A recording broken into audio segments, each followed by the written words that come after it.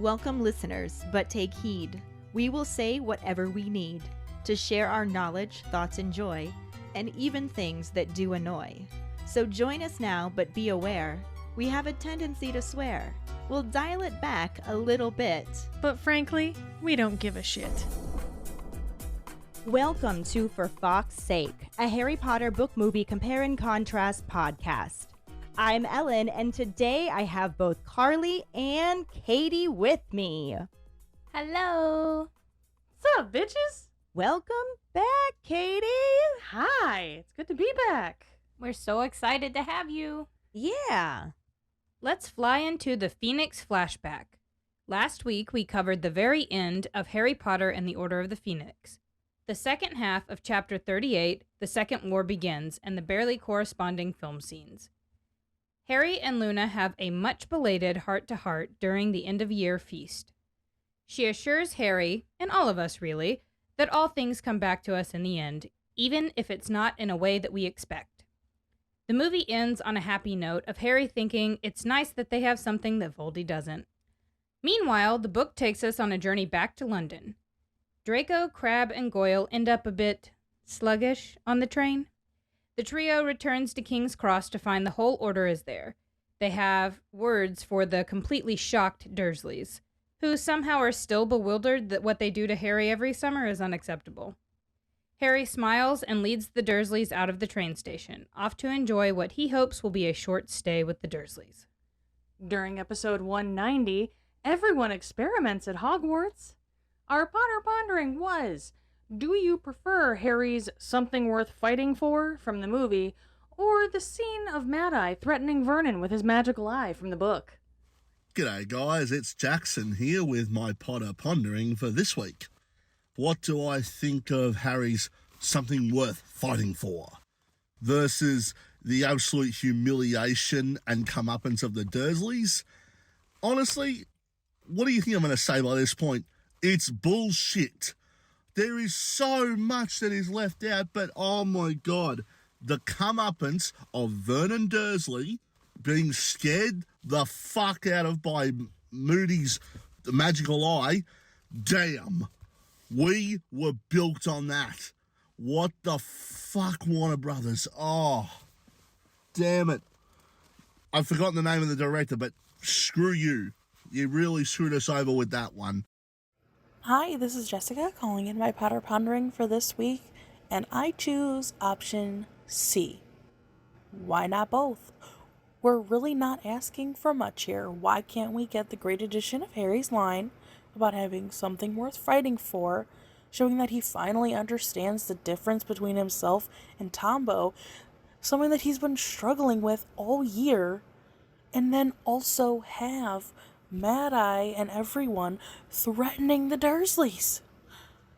That could have been so funny, but also the way Harry becomes too emotional for words and so grateful that they all finally understand how miserable it is for him at Privet Drive and Molly's promise to rescue him as soon as possible. It all needed to be in the movie. All of it. Zach from Belated Binge said, "Not even close. The Dursleys got out of every satisfying moment in the movies. No threat of Sirius the Godfather in Prisoner of Azkaban, no Arthur confrontation in Goblet of Fire, no Order of the Phoenix threat in, well, Order of the Phoenix, no assault via alcohol in Half-Blood Prince, no guilt trip from their escorts in Deathly Hallows, nothing. But you know, something worth fighting for. Cliché, sure." Thank you so much for your responses. Our trivia question last week was, what does the UK version refer to a punching bag as? The UK version of the book calls it a punch ball. Congratulations goes to Jessica Wallace. Woohoo! Yay! This is her second week in a row. It's officially a streak. Can she keep it going? We shall see. For now, let's dive into the differences between the US and UK versions of Harry Potter and the Order of the Phoenix, and our favorite parts from the episodes covering the book and the movie. Chapter 1, Dudley Demented. When they're talking about the green lawns drying out during the hot days of summer and the hosepipe ban, the US version says the grass is yellowing, the use of hosepipes has been banned, versus the UK version, which says the grass is yellowing for the use of hosepipes. So it's just one of those kind of inconsequential changes. Yeah. Just taking a word out and... They reprinted a whole book for that. Yeah. Also in the US version, Mrs. Fig is said to have taken to asking Harry around for tea, when the UK version just says round for tea. Well, look at that. We're the more proper ones. Right? Boom. Extra syllables. Bam. Winning at Scrabble. Also, after the apparating sound startles everyone, Bag of Assholes waves at Mrs. Number 7 in the US version and Mrs. Number 7 opposite in the UK version. That's a pretty standard dealio that you hear is opposite is across the way Yeah. or whatever. But it didn't say Mrs. Number 7 across the street. It just said Mrs. Number 7. They also don't use periods after Mrs.? They do not. No. No, we've talked about that before. Intrigue. And then the last one for this chapter is in the US version. Harry is described as Dudley's first punching bag, when the UK version refers to him as a punch ball. Which was our trivia question. Sure was. And here's our favorite moments from the episodes covering the first chapter of Harry Potter and the Order of the Phoenix and the corresponding film scenes. It was actually really interesting when I went through to organize the movie to each book chapter, because there's a lot left out. Yeah. There's even a lot done in different places. Yeah. Like, this is not the Order of the Phoenix. This is the Disorder of the Phoenix. Facts. Big facts. And when it officially starts at 7 o'clock with the music, Da da da da da da da da da da da. news. We should have a news show. We'd be awesome. And in some place in his mind, he knows that he's in big trouble. He's gonna pay for that. Yeah. But right now, He don't care. Harry don't give a fuck. Harry gives 0 fucks. Precisely 0 fucks. His fuck pond is all out of fucks. Lay thine eyes upon his fuck farm and see that his soil is barren. Yeah, he has way more pressing things to think about. He does not give a shit about the Dursleys right now. Because movie Harry does not show that kind of restraint in the park. He's not all about that at all. Because Harry just full on confronts the douchebags of assholes right then and there. Douchebags of assholes. I love that. That's what we're getting right now. Douchebags of assholes. He thinks Harry's the one doing this. So he's just like, bam, knocking out, get the fuck out, Yup. run. Just fucking run. Cut and run. Punch and run. Uppercut and run. Uppercut and run. There it is. So he whirls back around, raises his wand, and sees batty old Mrs. Fig, and is immediately like, hide the wand, hide the wand, hide the wand. Right? Like, oh shit. Exactly. Chapter 2, A Peck of Owls. In the US version, the letter Sirius sends to Harry about the Dementor attack reads, Arthur's just told us what's happened. The UK version reads, Arthur has just told us. So they just took out the apostrophe. Yeah, they just went from Arthur's to Arthur has. Really important change there, If you're being paid by the word, it is. I suppose. They just want to be more proper than us. It's fine. Okay, well then they need to do the other stuff that we did proper that they didn't. Around and round and shit. Come on. I don't get it. I can understand there's a few in here that we'll definitely get to, and I understand how that could be confusing. But shit like that, come on, just leave it as is. Yeah, it doesn't really make sense. The US version has Vernon make the prison belong to the weirdos, calling it the Weirdos Prison, when in the UK version, he just calls it a weirdo prison. Yeah, you got the really possessive weirdos apostrophe prison as opposed to weirdo prison. Either works. Americans couldn't figure that out. No, we're pretty dumb. I mean, they look the same to me. It means the same yeah. essentially. It's just possessive versus not. I feel like all places belong to weirdos, honestly, so. At least they should. Makes them better. Right?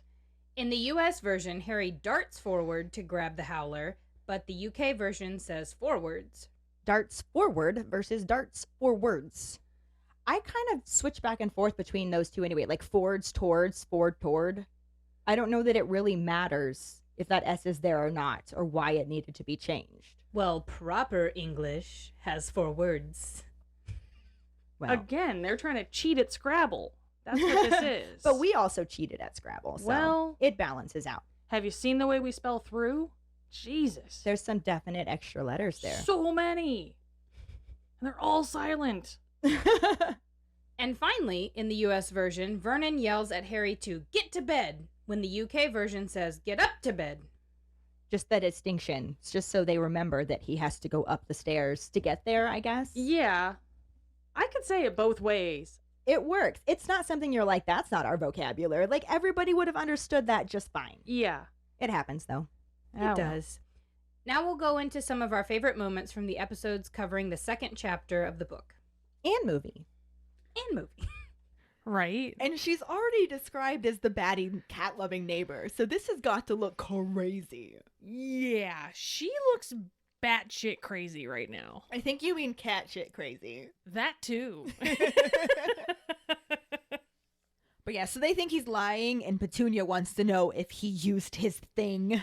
So dirty.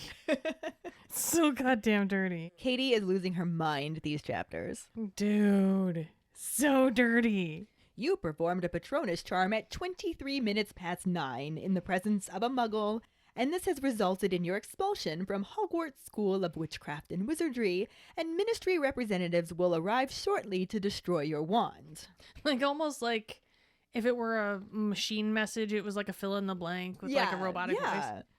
You have been expelled from. Hogwarts School of Witchcraft and Wizardry. Since this isn't your first offense, you also must attend a disciplinary hearing at 9 a.m. on. August 12th. Yes, basically that. And Bag of Assholes is just like, but what are Dementoids?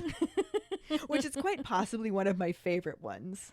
Dementoids sound like a Dementor breath mint. Right? No, that's Dementos. Well, there's Dementoids too. They're curiously strong. Those are the ones that can grab you by the throat and lift you into the Yes. wall. I'd be like holding that letter up to the light, like, is there a hidden Did message? he write something in lemon juice? Yeah. Like, This can't be right. I am awesome. yeah.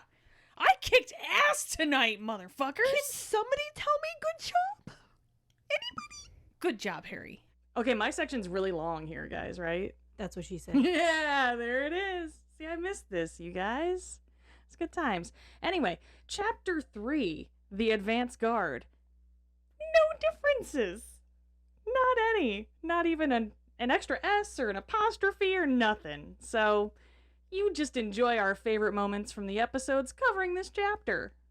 Well, I'm sure she got the advice to do that from her favorite magazine, Shitty Parenting Monthly. I am 98.7% positive that she writes in editorials for the opinion column. She's probably their number one author. Shit.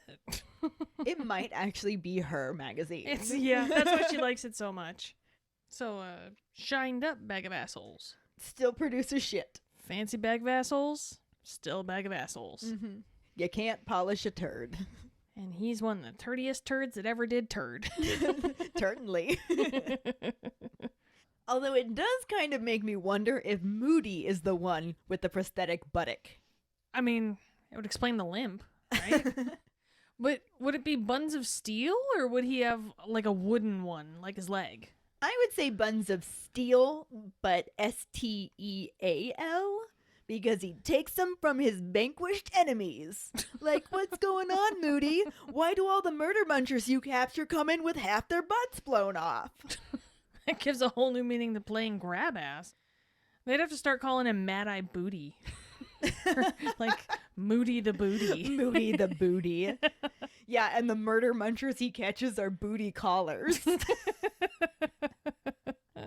In Chapter 4, number 12, Grimmauld Place, The US version, when Harry first arrives at Grimmauld Place, has him hear something scuttling behind the baseboard in the entryway.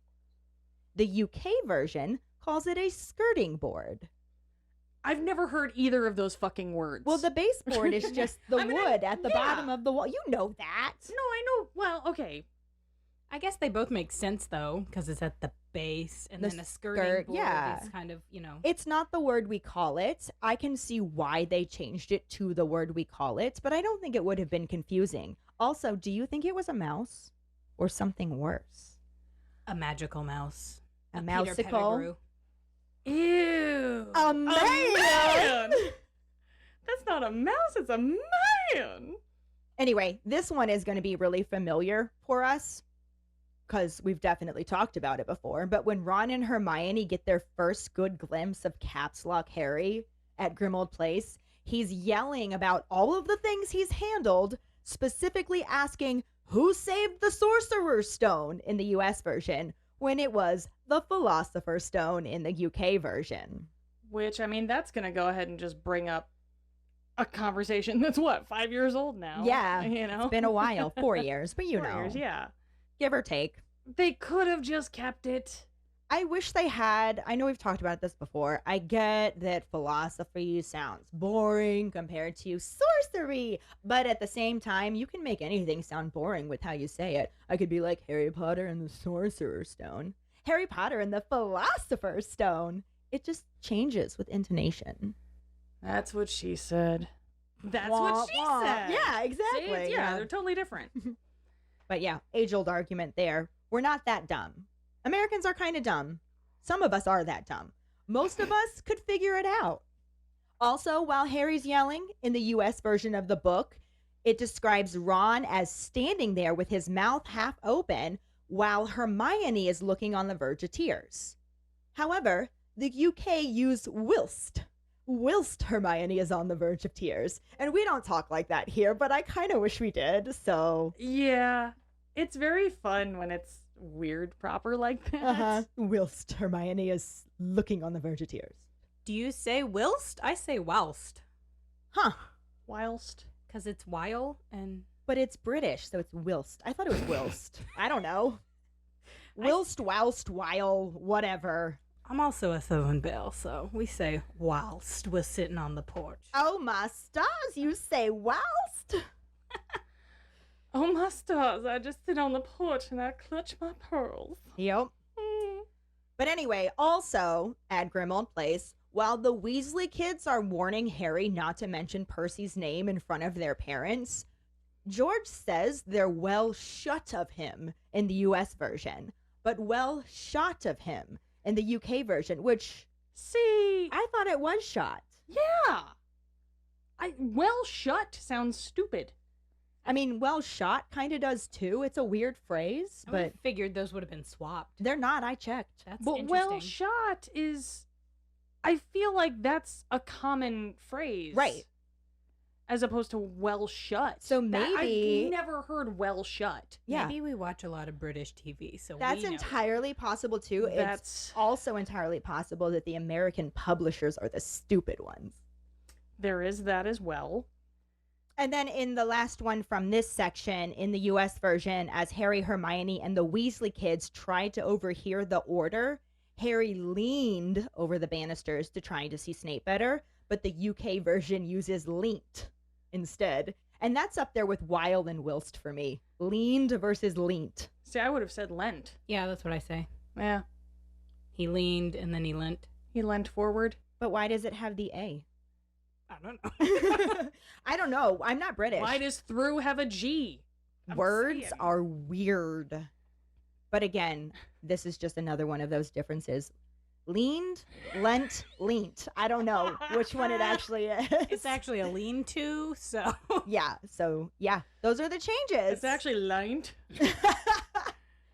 But yeah, those are the changes from the 4th chapter from the UK to the US version of the book. And now you can enjoy our favorite moments from the 4th chapter and corresponding movie section. In the movie, Harry makes his way up the stairs and decides that this must be a creepy-ass oddities museum. Like, a Wizarding Ripley's Believe It or Not or some shit. Because why the hell else would you have taxidermied house elves on display? But total ding. Yeah, very much ding. So yay. But also ew. And so ew. Very disturbing. But yeah, he slowly opens the door and is immediately attacked by Hermione using one of her newly learned self-defense techniques, the front headlock. The hug lock. Yes, hug lock. That's it. Episode title. Woohoo. Julie Walters herself played Molly Weasley so well. I was just like, I'm happy for Harry at this point. Because he gets his Mama Weasley back. Mm-hmm. And that is exactly what an actor is supposed to do. Yeah. And she did it. she did it, and she is my hero, and I love her.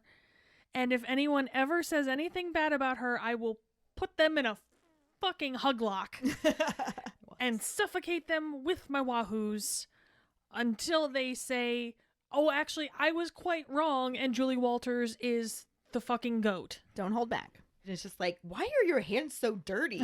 You need to wash them before dinner. Mm-hmm.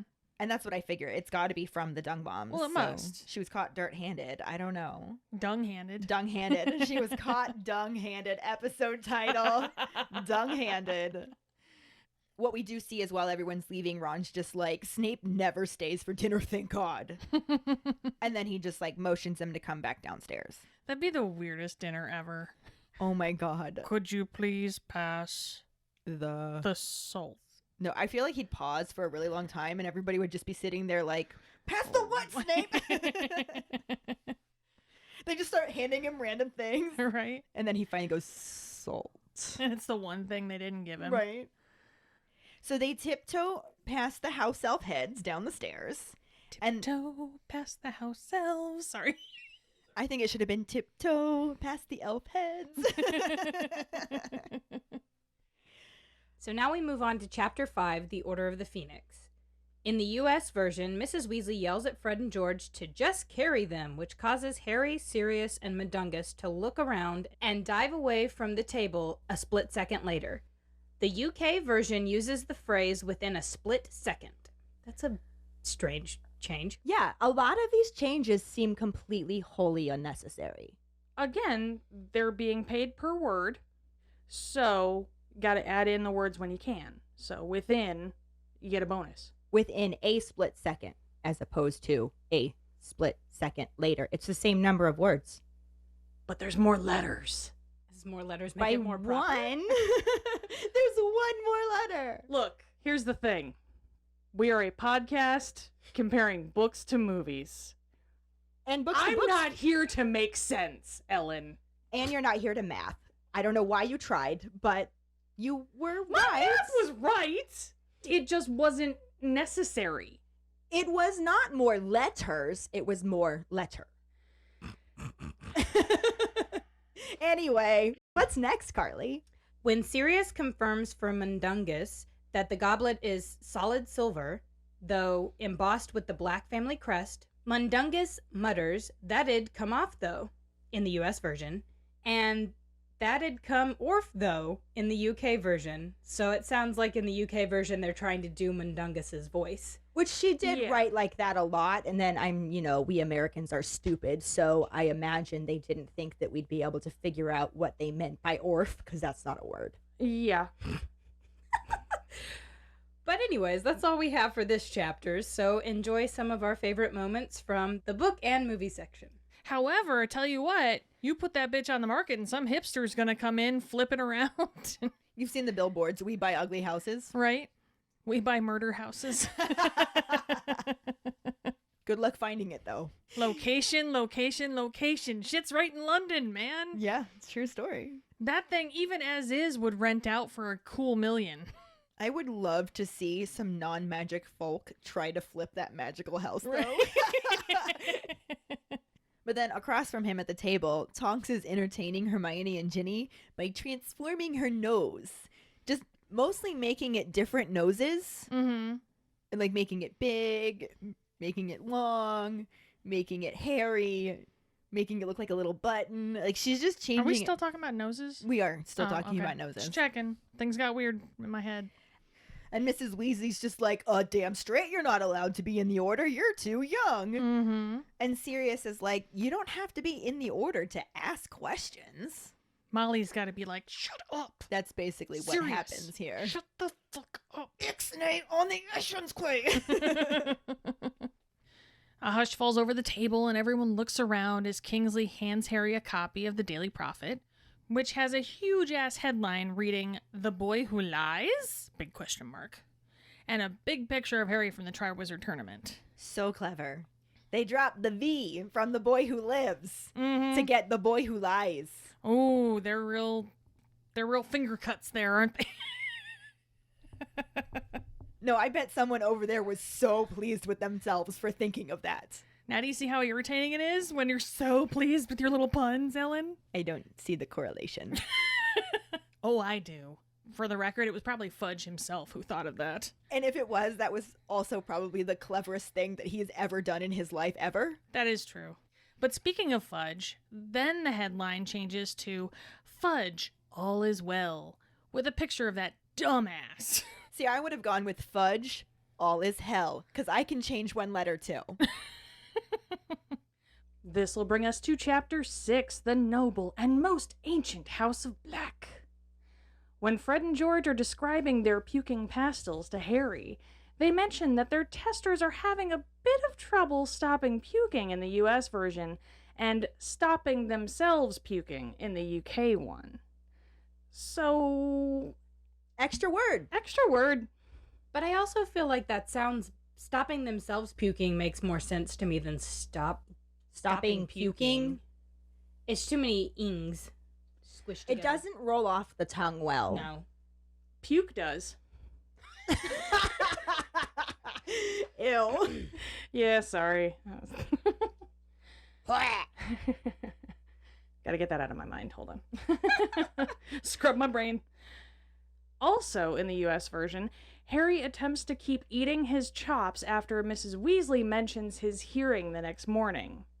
The UK version doesn't use the S on chops and says he's eating his chop. It's a pork chop, which makes sense because we say, "Oh, I'll have the pork chop." If you're only... It's chops is plural. Yes, it is. But sometimes I'd say, hey, can I get the pork chops? Yeah, but that's like in a restaurant where you're going to get more than one anyways.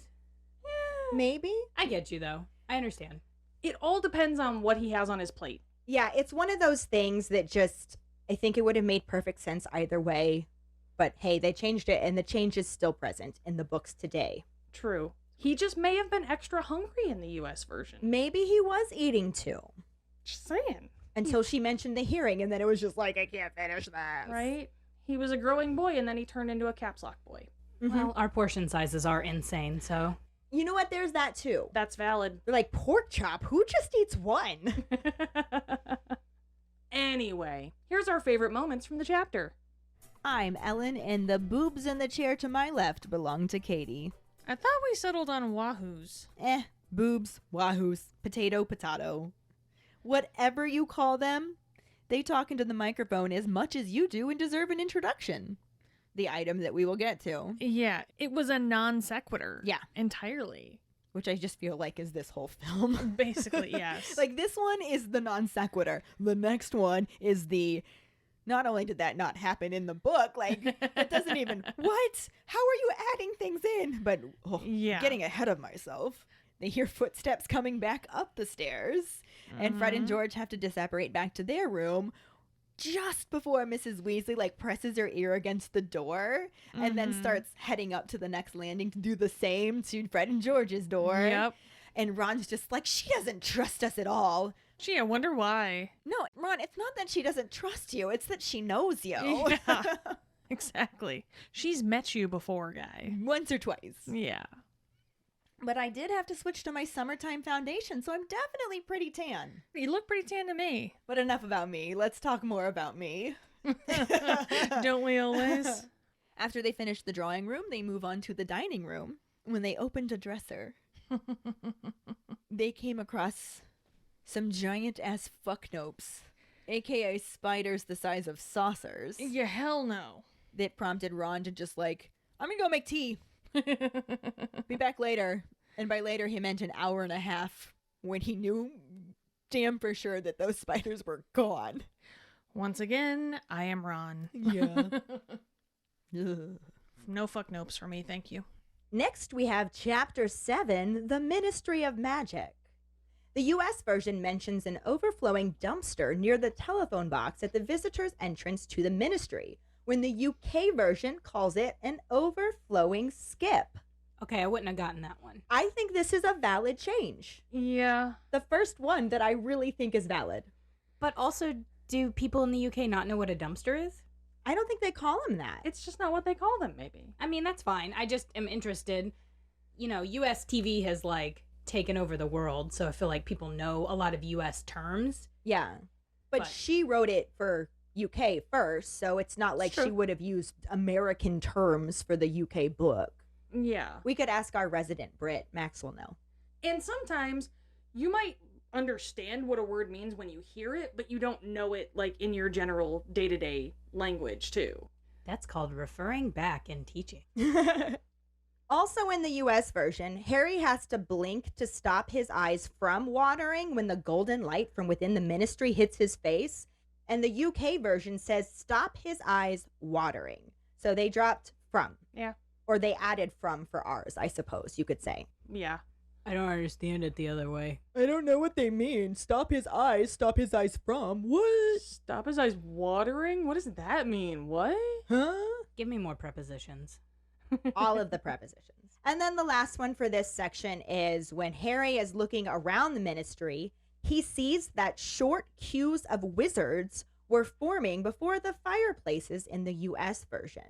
The UK version just says short queues were forming.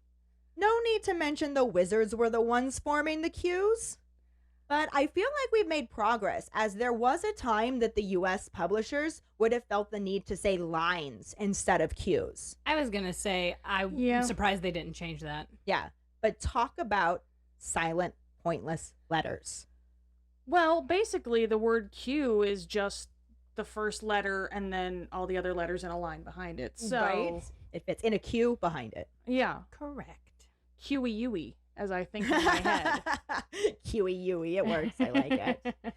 When I need to spell it, that's literally what goes through my mind. Hey, it works. And I'm sure there are people that, when they first read that word, thought that's how it was pronounced or something. Right? Not me, though. I definitely didn't get confused about that word. Never. But anyway, here are our favorite moments from the episodes covering this section. And then he greets Mr. Weasley, and Mr. Weasley calls him Bob and asks, "What's in the box?" What's in the box? But it's not a dick. No. Or a severed head. It is, in fact, a chicken that can breathe fire. I don't like that. No, it's a serious breach of the ban on experimental breeding. It's a chicken that can fry itself, basically. Oh, that's really kind of sad. It's a nihilist chicken. Which came first, me or the egg? Doesn't matter, we're both gonna die. Then put a damn charm on your beard, guy. Just saying. But also, ding. But also, yes, very much dang. We can assume that is Bob. Mm-hmm. And a fire-breathing chicken. That is Bob and his nihilist chicken. His nihilist chicken. New band name, Bob and the Nihilist Chicken. Oh, they have the most fucked up cover of the chicken dance.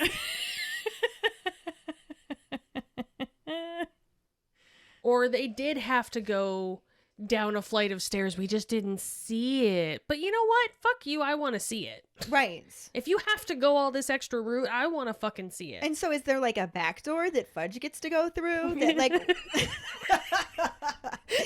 You are 12. Fudge in the back door. Yep. I just walked right into that one. So immature. You love me. I do. So now we move on to Chapter 8, The Hearing. There are no notable differences, so here's our favorite moments from the episodes covering the hearing. Serenely striding across the room, wearing midnight blue robes. Calm as you please. Did you put your name in the goblet of fire? Witness for the defense! Albus Percival Wolfric Brian Dumbledore! Sup, Harry? You can't even say sup, Harry. I know. We'll get to that too. It specifically in the book says a quiet voice. But you want Albus, Percival, Wulfric, Brian, Yes. Dumbledore. Exactly.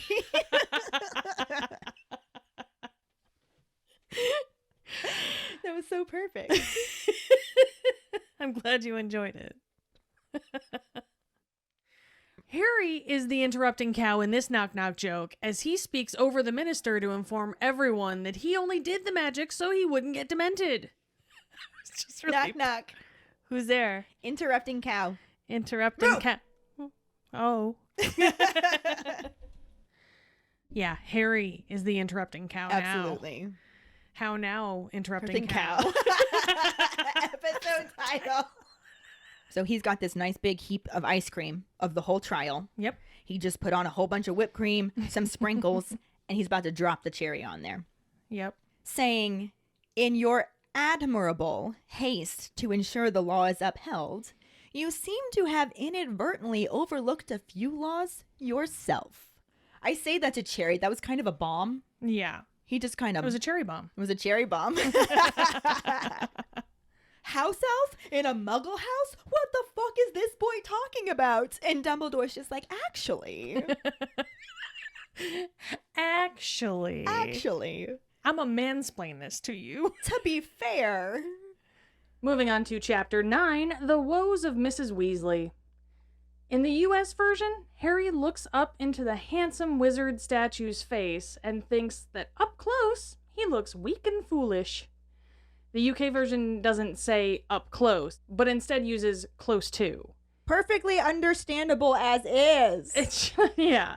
There's a lot of things that are just like minor, the punctuation they use changes. Mm-hmm. And the actual words are otherwise basically the same. Yeah. As Ron happily talks about Dumbledore turning up for Harry's trial, in the US version, he dishes large amounts of mashed potatoes onto everyone's plates.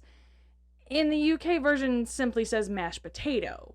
Again, our portions. In the UK, you only get one potato. You US, know what? potatoes. That's actually kind of logical.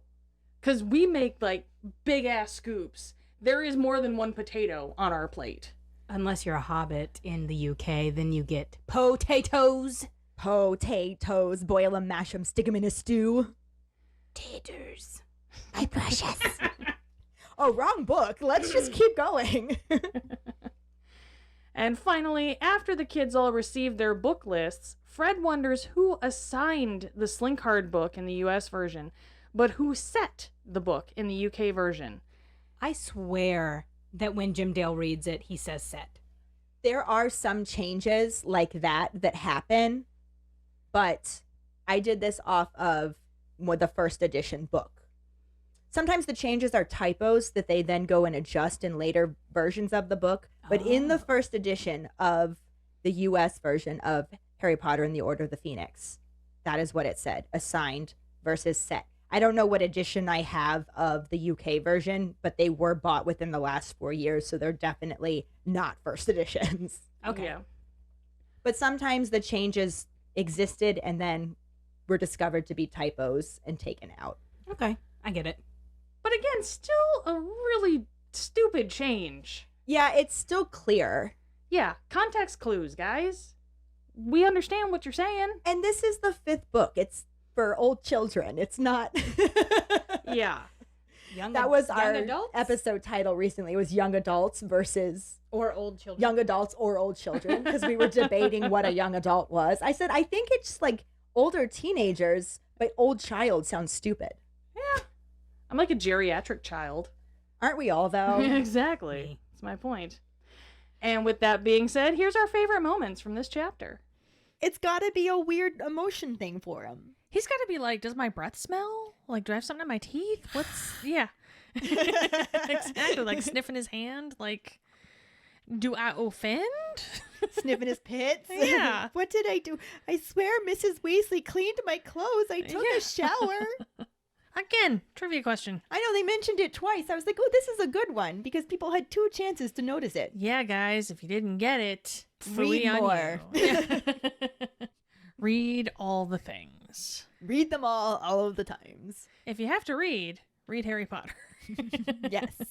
So now Mr. Weasley's gone, but Fred, George, and Ginny are still chanting. Probably even more now. Oh, it's just progressively getting louder. Yeah. Because Mrs. Weasley's like, all right, stop it. Seriously? We get it. He got Yeah. off. And she's like, Harry, you barely ate breakfast. Come eat something. Because that's what Mrs. Weasley does. Yeah. And they're all happily sitting at the table discussing how Dumbledore's presence swung it for him, even though Harry's just like, I just wish he would have taken the time to talk to me or, looked at me. Calm down, Eeyore. You got off. Just be happy. Right? And then these thoughts are interrupted by a flash of pain in his scar, and he grabs his forehead, and Hermione is the only one who actually notices this because everybody else is just super busy celebrating, and sure And enough, shouting he got off. he got off, he Yes. got off, he got off. And Ron's like, well, Dumbledore will probably show up tonight to celebrate with us. Sure. Probably. And Mrs. Weasley's like, probably not. The man is extremely busy. Which is fair. That is fair. It can't be easy to secretly arrange a counter war. Offensive, yeah. Yeah. It can't be easy to arrange an offense for a war when everybody is working against you. And the Right. person you're arranging it against is not even showing his presence yet. Yeah. So, and he's trying to, start a school back up for the school year. So He's got a lot going on. it's a busy time. Full plate. Yeah. Yeah. Because there's no way that he unwrapped it, looked at it, set it down, and walked away. Oh, no. No, he unwrapped it, looked at it, rubbed it on his face a little bit, Totally put it between his legs. counted the bristles. Definitely stroked it a few times. Definitely stroked the he broom. smelled it. Oh, come on. You don't not sniff a new broom. You just don't. Yeah, you can't not do it. People pay good money for new broom smell. I believe that they have things that you can hang on an old broom to make it smell like a new broom. Broom fresheners? Broom fresheners. It's broom spray. Like room spray. Broom spray. Like Febreze for your broom. Yes. Keep that new broom smell with Fabroom. With Fabroom. Authority figures always attract trouble, so Dumbledore must figure he can withstand most major jinxes or he wouldn't have appointed him. Right? And Ron's just like, can I turn this down? No, Harry, you could totally have the badge. Right? You could probably withstand jinxes better than me. And then Mrs. Weasley and Bill are having that usual conversation about Bill's hair being too long and Bill being like, get off it, woman, I like it this way. And Mrs. Weasley's just like, Harry, well, what do you think? Don't you think it'd look better shorter? And Harry's just like, I don't know. Bolt. In chapter 10, Luna Lovegood, there's just one. After her first prefect duties on the train, Harry asks, who's Hufflepuff? Wanting to know who the Hufflepuff prefects are. That's in the US version. In the UK version, he says, who are Hufflepuffs? It's me. I'm the Hufflepuff. Hufflepuff prefect right over here. But that's just changing the tense, really. Who is the Hufflepuff versus who are the Hufflepuff? But that also makes more sense to say who are Hufflepuffs because it's plural. There's two. So the US version's wrong. Surprise. What? But anyway, that's it. So check out our favorite bits from this episode. You're coming with me now. Let's go. And she just starts to drag him out of the house, but Sirius pops up in dog form and she's just like, Dumbledore said no. And the dog just wags his tail and she's like, whatever, I'm not going to argue with him. And Sirius, no. Sirius, yes. exactly. Sirius, you're a bad dog. Sirius, good dog. Good dog. Sirius treats. Sirius, best boy. But Moody then goes on to ask if he's barking mad without even so much as a smirk. Like, seriously, how do you make that pun and not acknowledge it? Barking mad? Right. Come on, That was Moody. on purpose. Moody has a sense of humor too, damn it. Let him be punny. Right? Let him know that he's punny. Come on. He knows. He did it on purpose. Yeah. It was written that way on purpose. Mm-hmm. But you have to at least do the Muppet face after you make a pun like that. Wah, wah. Are you barking mad? Ah! I see what you did there. You see what I did? You see what I did? Barking mad? Barking mad. No. So this was an interesting episode to organize because they managed to give us the barest bone of information from this half of the book chapter, and also in a completely different way. You said bone. You're welcome. What is happening right now? Personally, I think she just really likes alliteration. It's entirely possible because I'm with her there. Right? Baboon's backside. That's funny shit. And fun to say. Baboon's backside. Baboon's backside. Babbling, bumbling band of baboons' backsides.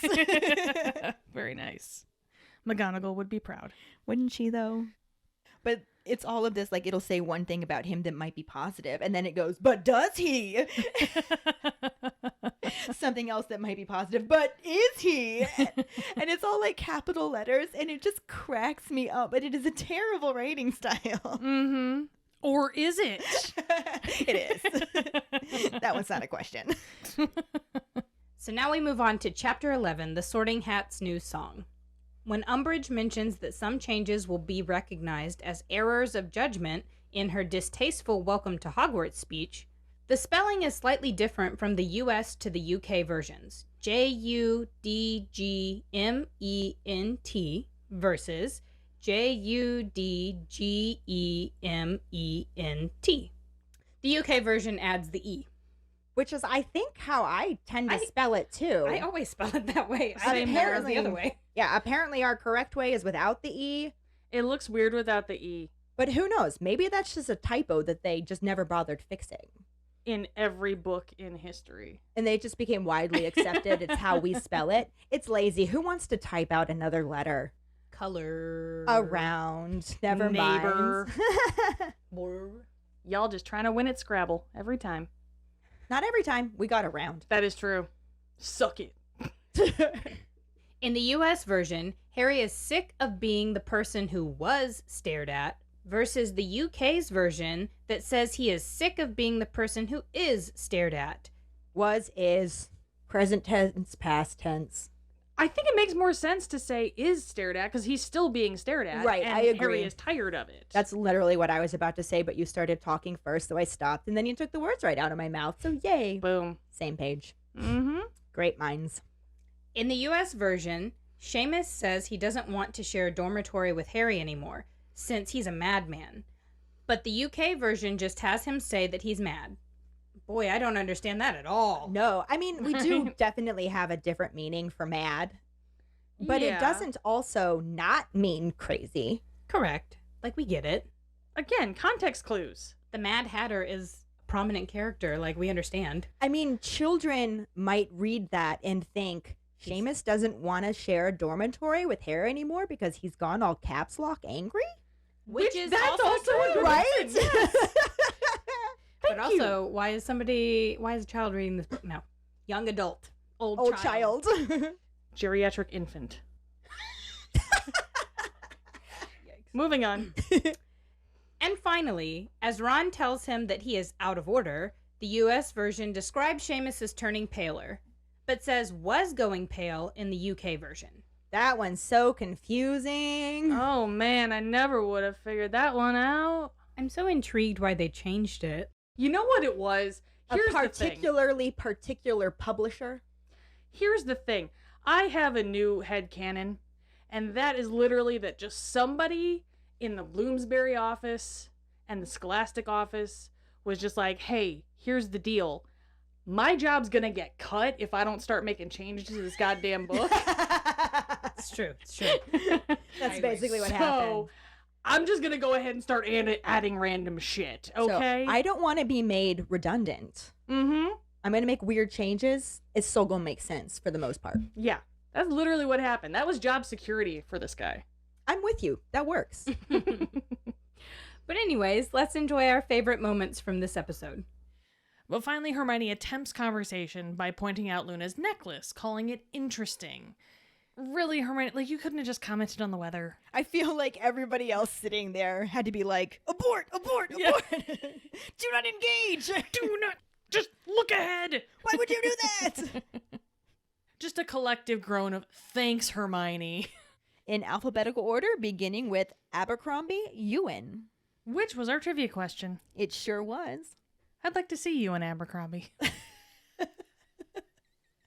I cannot believe we never got a scene where Dumbledore throws his beard over his shoulder to keep it out of the way from his food as he's eating. Well, Funnily enough, for as many times as I've read this book, I have never noticed before that he does that.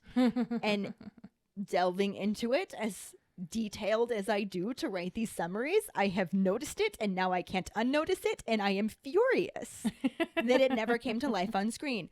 Threw his beard over his shoulder like a continental I was soldier. just going to say that. Damn it. It does hang low. Yes. It probably wobbles to and fro, too. You can tie it in a knot, you can tie it in a bow. For sure. For show. But I'm mad. I'm angry.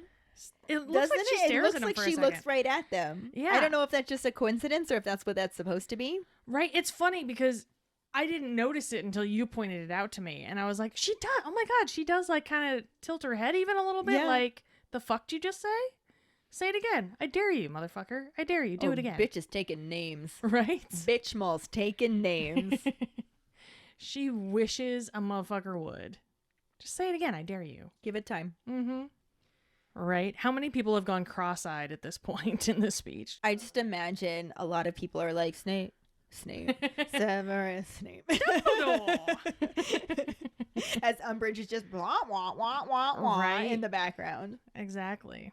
Seamus gets a bit touchy about Harry talking smack, and Harry tells him that everyone gets touchy with his mom, so he'll fit right in. Oh, burn! Do you see that? What? Yeah. Luckily, Ron walks in before a proper football hooligan brawl can begin and asks what the fuck is going on. You and your paraphrasing. I do love it so. Moving on to chapter 12, Professor Umbridge. Dun dun dun. Professor Pepto-Bitchmall. Mm-hmm. The US version gives the date of the first Hogsmeade weekend in October, when the UK version mentions the first Hogsmeade weekend, which was to be in October. Glad they cleared that one up. Yeah. Yeah. Again, job security. Mhm. Another one that we have mentioned in earlier books is when they first get their schedules in the US version, which they call timetables in the UK version. Yep, I remember that one. Which, yeah, that's kind of comes up every year, basically. Yeah, it does. Ron mentions thinking Dumbledore is cracked trusting Snape in the US version, and cracked to trust Snape in the UK version. Completely necessary change. Sure. Yep. Yeah. Mm-hmm. In the US version, Professor Umbridge wraps her wand on the blackboard, and the first message vanished and was replaced by Course Aims with 2 colons. The UK version reads replaced by the Course Aims, no colons, but it does have single quotation marks around Course Aims. That was a super necessary change. That's Literally, like I said, some of them are punctuation and nothing else changes. that is redonk.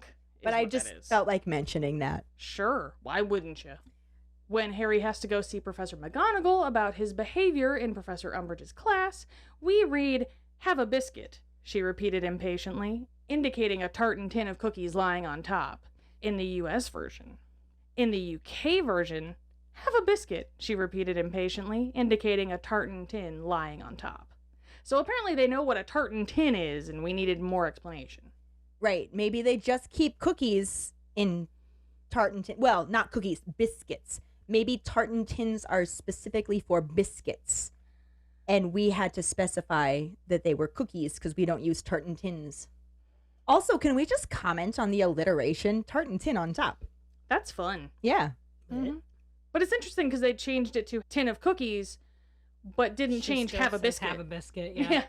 I do think as they got older and we were more into, like, these books definitely caused a bit of a woo about British terms. Oh, yeah. So I think that once things became more familiar, they started keeping some of them in. Turned us all into Anglophiles. Right. And I will say that there are definitely less changes overall in the later books than there were in the first ones. Mm-hmm. Well, for sure. Finally, for this chapter. When talking about what a nightmare fifth year is in the US version, George mentions that he and Fred managed to keep their spirits up somehow. The UK version? They managed... I left it like that on purpose for you. It also happened earlier in the chapter, but we needed to end on this. Get it out, Keighty, get it out. That's what she said. They managed to keep their peckers up somehow. I am now officially going to go on record as stating I take them changing this very personally. And I'm very upset that they changed it. So is this supposed to like refer to their face? Like they're keeping their chin up? I know it says spirits up in the US version, but do you think it's like the same as saying we keep our chin up?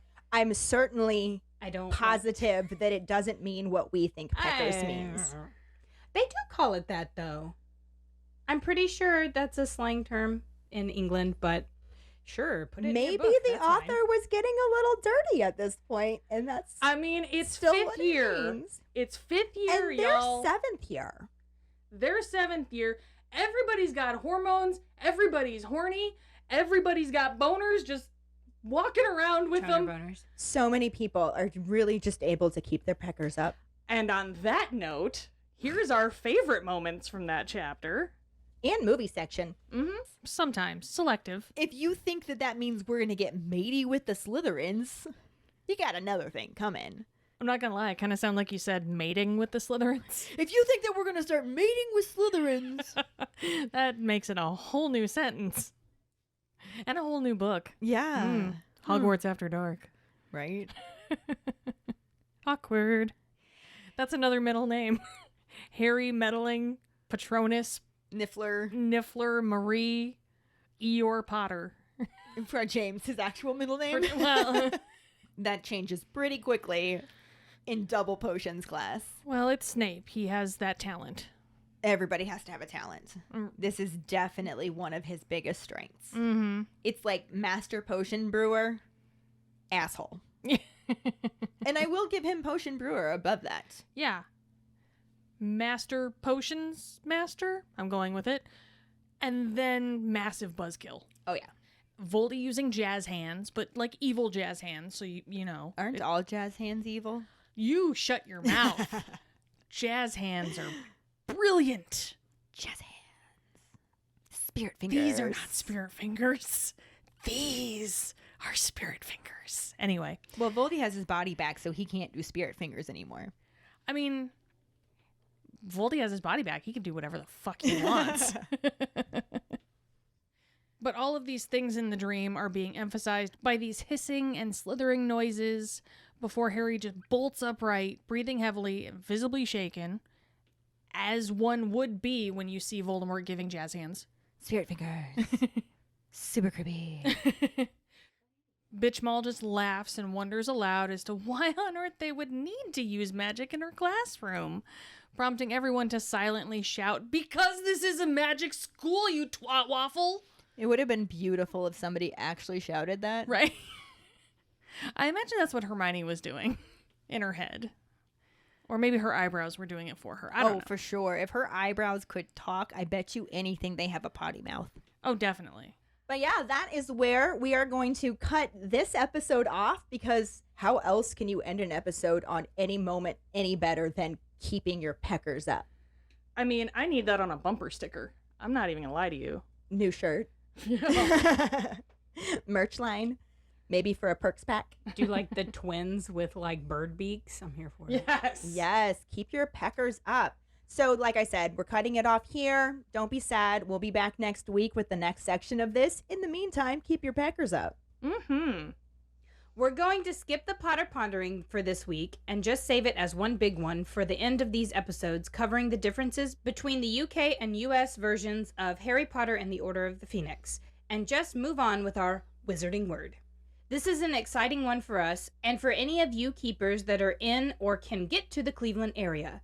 We are going to be throwing a Harry Potter fundraiser complete with trivia, a costume contest, a raffle, and a live Potterheads of History podcast episode on Friday, September 29th. Check our socials for more information. This week's trivia question is, in the US version of Harry Potter and the Order of the Phoenix, Neville accidentally calls the Sorcerer's Stone the Sorceress Stone. What does he say in the UK version? The first one who responds with a correct answer in the code word #HistCorrections will get a sticker. Another way to get a sticker is to rate and review us through iTunes. If you don't have an Apple account, then you can write us a recommendation on our Facebook page. Make sure to email us at forfawkesakepodcast@gmail.com to let us know you did, and we will get back to you to figure out which sticker you want and where to send it. Don't forget to find us and follow us on Facebook, Instagram, Threads, TikTok, and Twitter at FawkesSakePod.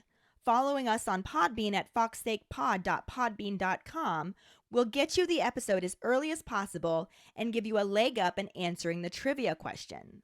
You can also go to our website at forfawkesakepodcast.com to check out our For Fawkes Sake and Harry Potter related merchandise for sale. Don't forget to subscribe to our YouTube channel where we post our weekly podcast episodes, cooking show episodes, vlogs, bloopers, and other random videos. We have a bit of a backlog on episodes, but we hope to get caught up this summer. If you would like to support us as a patron, you can sign up on patreon.com/FawkesSakePod. $2 and up a month will get you some awesome perks like For Fawkes Sake swag, access to our Discord channel, chats, virtual hangouts, and more. And join us next week when we continue talking about the differences between the US and the UK versions of Harry Potter and the Order of the Phoenix and our favorite parts from the episodes covering the book and movie. Thanks for listening. We hope you hear us again. I'm Keighty. I'm Karlee. I'm Ellen, and we are For Fawkes Sake.